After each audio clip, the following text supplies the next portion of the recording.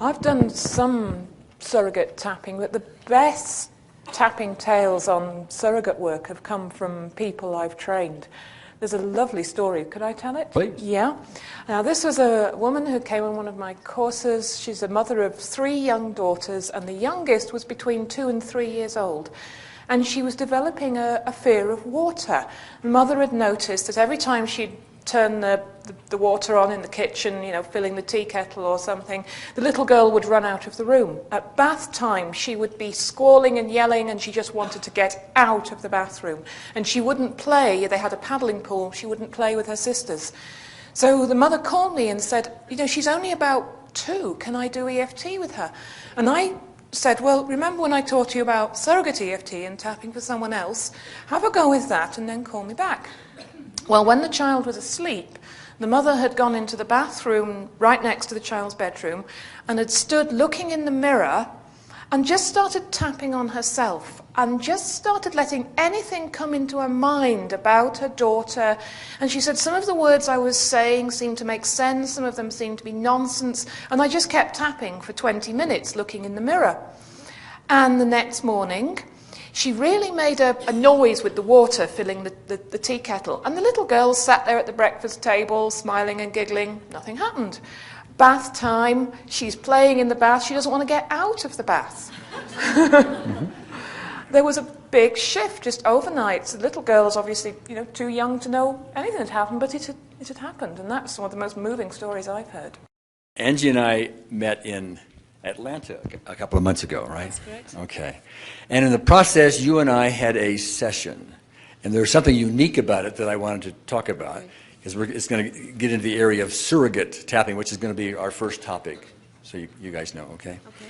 Okay. But anyone, as that session unfolded, there were some relationships with a relative of yours, okay, that was very confining for you. Yes. Okay, and there was, you couldn't get away, like it was there almost daily, okay?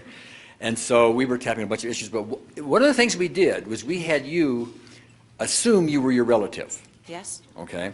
And so we started tapping for you. Now, the idea here is maybe there's some issues between you and your relative that would collapse as we did this. Yes. Okay? But surrogately, you are your relative. That's correct, That's yes. correct. And so we tapped with your relative on issues we thought maybe you would have and why you would be the way you would be and why you would respond the way you respond and so on and so forth. Yes. So we did that for what, an hour? Probably, yes. Maybe even a little more. It was maybe so. something like that. Yeah. And then you reported to me that your relative has had some significant behavior change. Am I correct? Incredibly significant. Yeah. Yes. Okay. Yes. Now, do we know for sure that we did this surrogate thing happen? It's like one little circumstance. I mean, could it be coincidence? Well, perhaps. I don't think so. You don't think so? No, I've known this relative a long time. Okay. And I don't think so. Well, there was another case. There's a recent case in the last few months that came up on our newsletter. It's now on our website, written by Dr. Curtis Steele, S-T-E-E-L-E. You could put that in our search engine and find this article.